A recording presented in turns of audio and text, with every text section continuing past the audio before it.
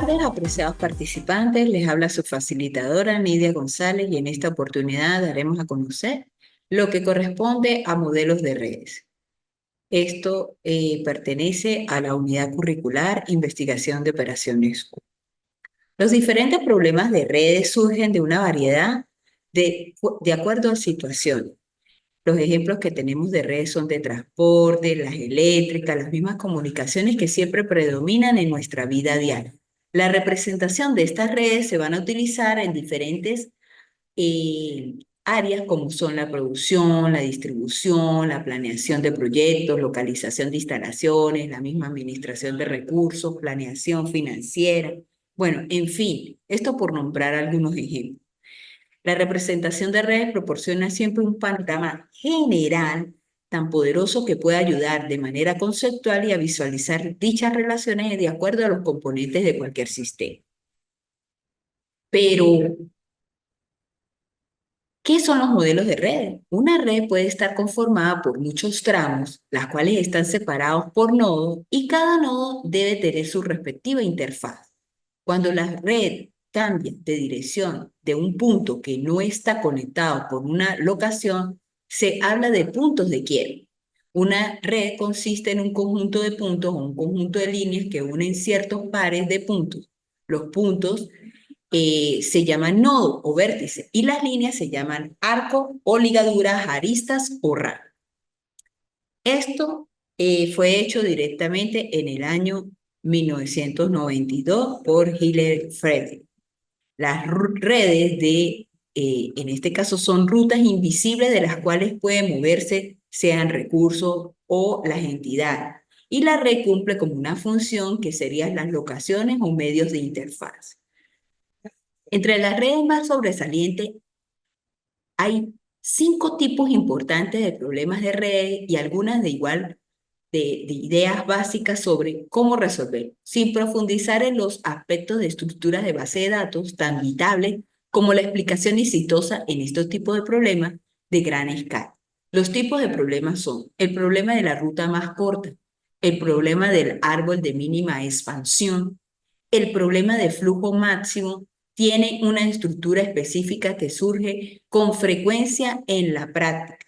El problema de flujo de costo mínimo y el famoso método CPM. La aparición de estos algoritmos ha tenido un impacto muy importante, al igual que cualquiera de las ideas de ciencias, de computación acerca de las estructuras de datos, la manipulación eficiente de estos mismos. En consecuencia, ahora se dispone directamente de algunos algoritmos y paquetes de computadora que se usan directamente de acuerdo a la rutina. La terminología de redes tenemos lo que es red, conjunto de puntos y líneas que unen ciertos pares de puntos, nodos o vértices directamente. Tardes buenas, siga adelante. Lo que son los arcos, líneas directamente de aristas, lo que son ramas, lo que son etiquetas para dar nombres o nodos en los puntos terminales. También tenemos lo que es el arco dirigido, si el flujo a través de un arco se permite solo la dirección o la dirección que indica agregando una cabeza de flecha al final de la línea que representa el arco. Y también está lo que se denomina el arco no dirigido, si el flujo a través de un arco se permite en ambas direcciones. No se preocupe porque, a ver, los que se están incorporando, ¿sí? Y los que están llegando al aula, no se preocupe porque esto queda grabado, ¿ok? Bien, está lo que es la red dirigida, red que tiene solo arcos dirigidos. Está la red no dirigida, todos sus arcos son no dirigidos. Está lo que se denomina la trayectoria, sucesión de arcos distintos que conectan nodos. Está el ciclo, que es la trayectoria que comienza y termina en el mismo nodo La red conexa, red en la que cada par de nodos está conectado, lo que se llama árbol, que es la red conexa, para algún subconjunto de n nodos que no contiene ciclos o dirigidos, el árbol de expansión, que es una red conexa para los de n nodos que contiene, en este caso, los ciclos no dirigidos. Bien. También está otra terminología, que es la capacidad del arco, cantidad máxima del flujo. Esto puede ser a veces infinito, que puede ser circular de un arco dirigido. El nodo fuente, nodo origen, tiene la propiedad de que el flujo que sale del nodo excede el flujo que entra a él. Nodo de demanda, que viene a ser el nodo de destino, donde el flujo que llega excede al que sale de él, y está el nodo de transbordo, que directamente, en este caso, sería lo que es el intermedio, ¿verdad? Interfase, la conservación del flujo, que viene a ser el flujo de entrada, es igual al flujo de salida. ¿Ok? Tenemos lo que es la red PER, que es un sistema probabilístico. En realidad, esas son las formas de lo que significa es técnica de evaluación y revisión de programa. Es un instrumento diseñado especialmente para planificar, programar y controlar los recursos que se disponen. Es una herramienta que se utiliza en escenarios de gestión de proyectos. Los diagramas PER son útiles para seguir el tiempo y los recursos necesarios para completar lo que es un objetivo, y todo va a depender, o en este caso, mantenemos las perspectivas según la secuencia correcta de todas las tareas. Porque, bueno, esto, en función de esto lo veremos directamente de las tareas. El diagrama de red PERS de flechas representa las interdependencias y relaciones de precedencia entre actividades de proyecto. ¿Sí? Es como tener un ejemplo, sería un proyecto de acuerdo a las actividades, y en función de eso, cómo se va a distribuir o qué plazo y qué tiempo le voy a dar a esa tarea para cumplir mi proyecto final. ¿Sí? Y por supuesto, eso es una secuencia como tal que se va a llevar en el transcurrir del tiempo. Pero puede ser por lo más largo o lo más corto, pero todo dependiendo de cuál es mi necesidad y qué es lo que yo qué es lo que va a lograr, en este caso, la organización. ¿Ok? Bien. En este caso, cada actividad se representa mediante una flecha llamada arco o rama, y la punta indica el sentido de avance del proyecto. La relación de precedencia entre las actividades se especifica utilizando los eventos, y un evento representa un punto en tanto en tiempo y significa la terminación de algunas actividades y comienzo de unas nuevas. Estos puntos iniciales, ¿verdad? En este caso, y finales de una actividad, por consiguiente, están descritos de dos eventos generalmente conocidos como evento de inicio y evento terminal.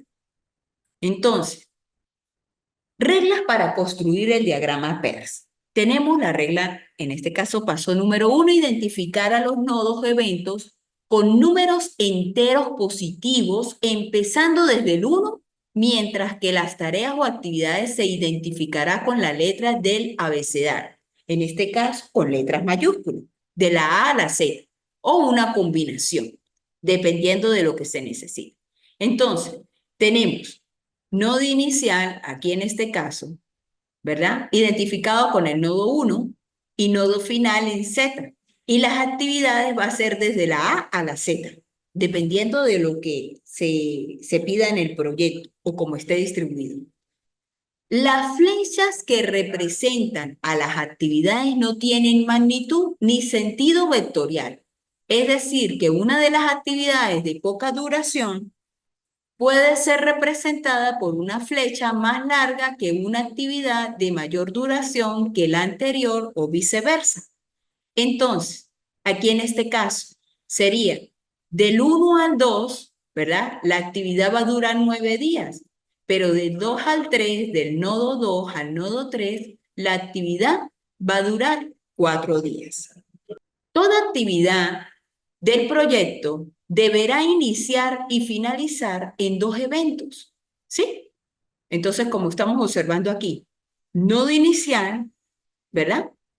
Un evento puede indicar el inicio de una o varias variables, así como también puede indicar la finalización de una o varias actividades. Entonces, está representado de esta manera. Se representa de esta manera. Claro está, esto lo vamos a ver con un ejemplo. ¿Ok? Bien. Entonces, los nodos, en lo posible, se enumeran de izquierda a derecha y de arriba hacia abajo. ¿Ok? Y queda representado de esto. Esto es una forma de representar el diagrama. No se va a cometer esto. ¿Bien? Ah, si yo salgo, en este caso, del nodo 1 va al 2 y del 2 al 3, el 3 no puede regresar al nodo 1. ¿Bien? Entonces, en este caso, sería, gracias, en este caso, el quinto, ningún evento posterior puede regresar a un mismo evento anterior.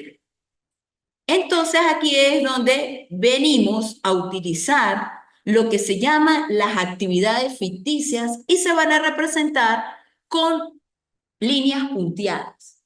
¿Ok? En algunos casos es necesario la utilización de actividades ficticias, las mismas que son utilizadas como dos o más actividades que inician y terminan en un mismo nodo y finalizan. ¿Sí?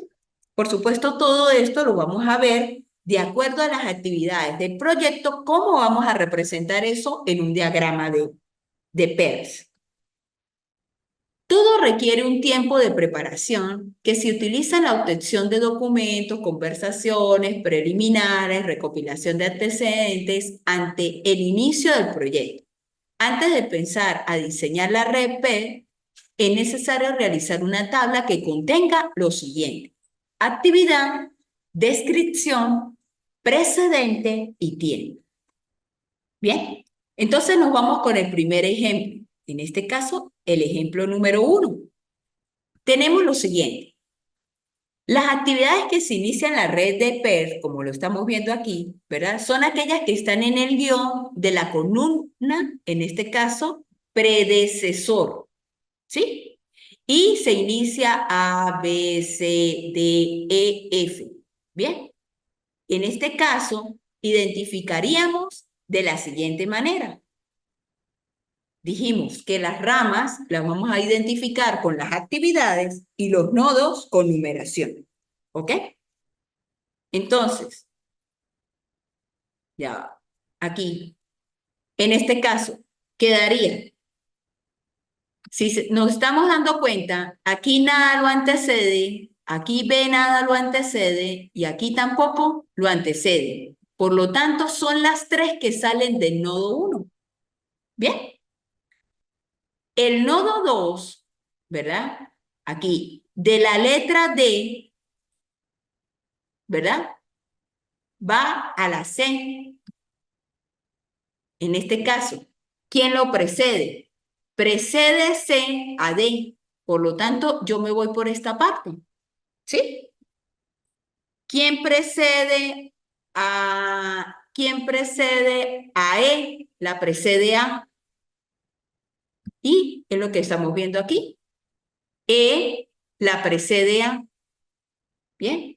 ¿Y qué precede a F? B. ¿Quién precede a F? B. Y queda representada de la siguiente manera. Esto es algo muy pequeño, algo muy simple. Esto es como para visualizar directamente cómo se representan ciertas actividades. ¿Ok?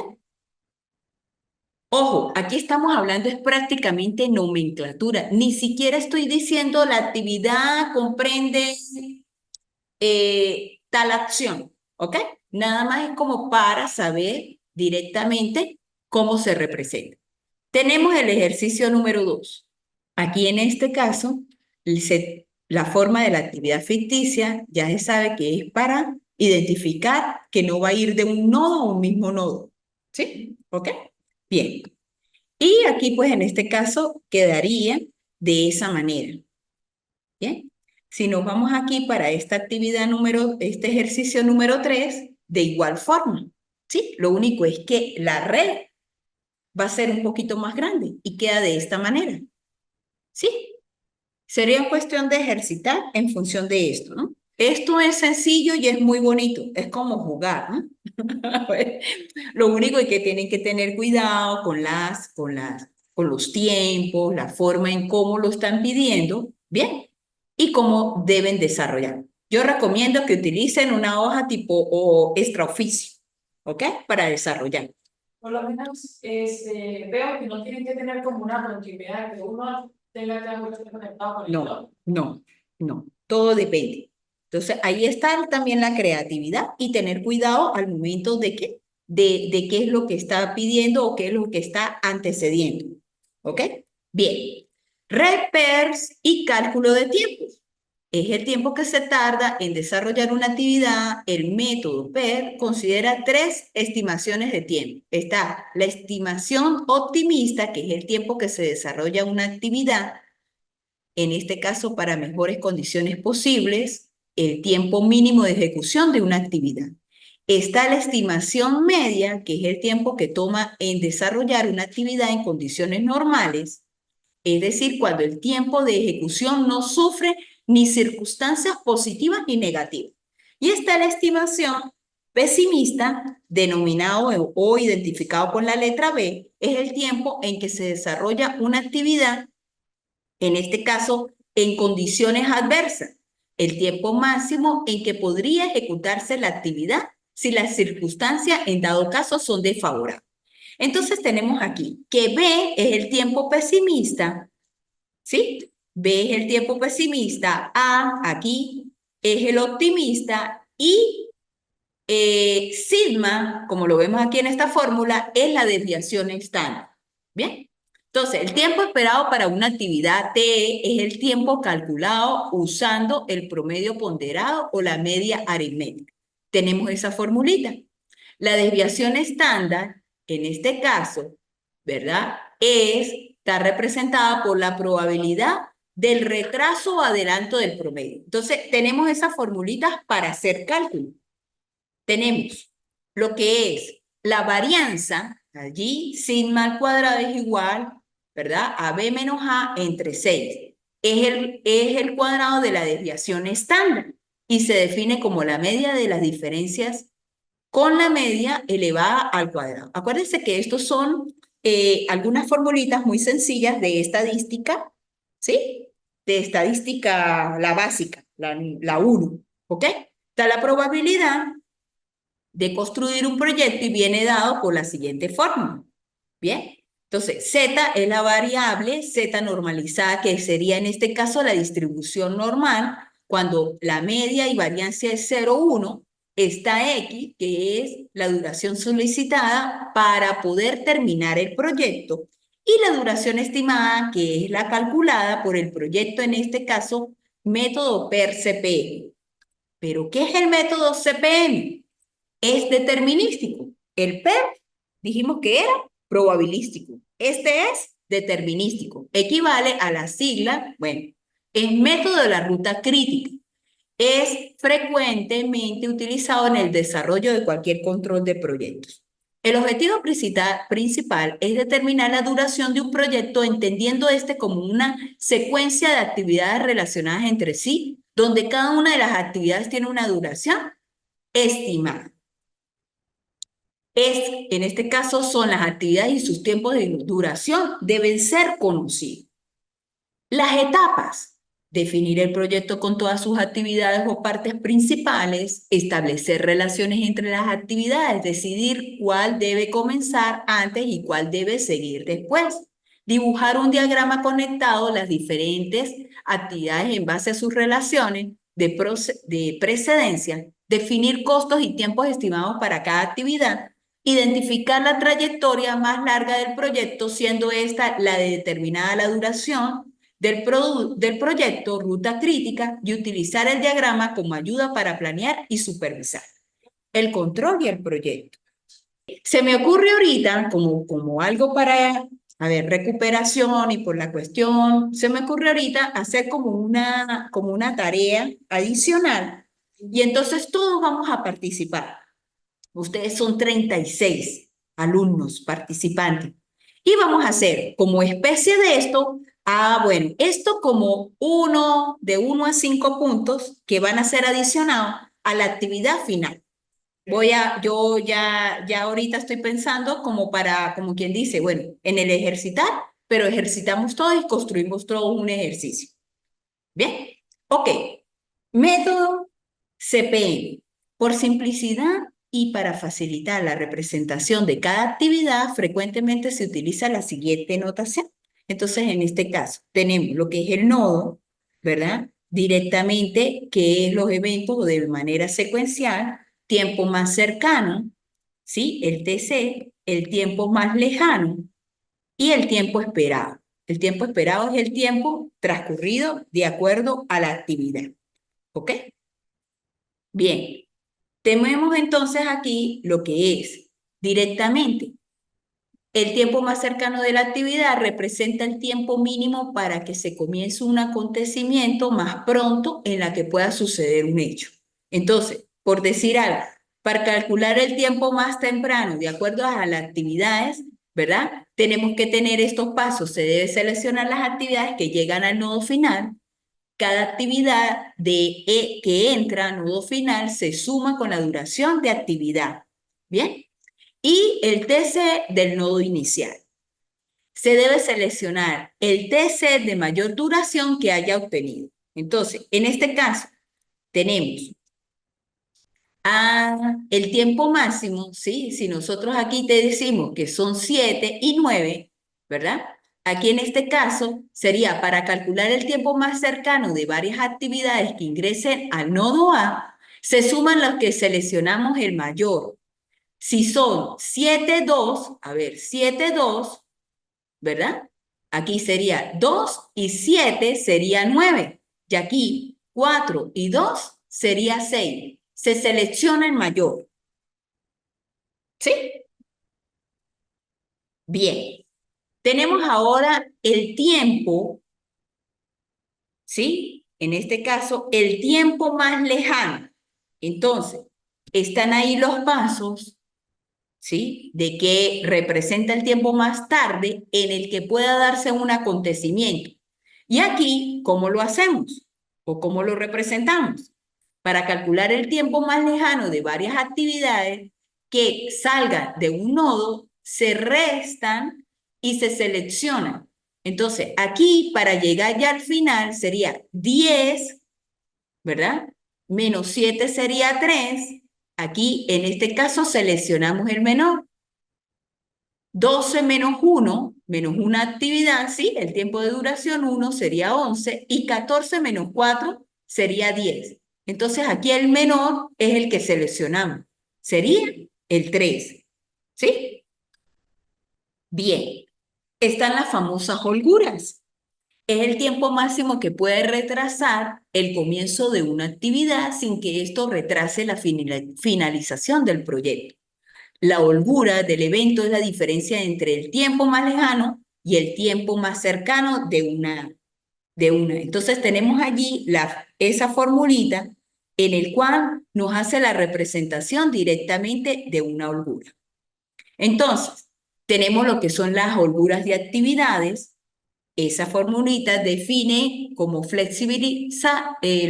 la flexibilidad de realización de cierta actividad cuando una actividad puede iniciar lo más pronto posible y concluir lo más temprano posible.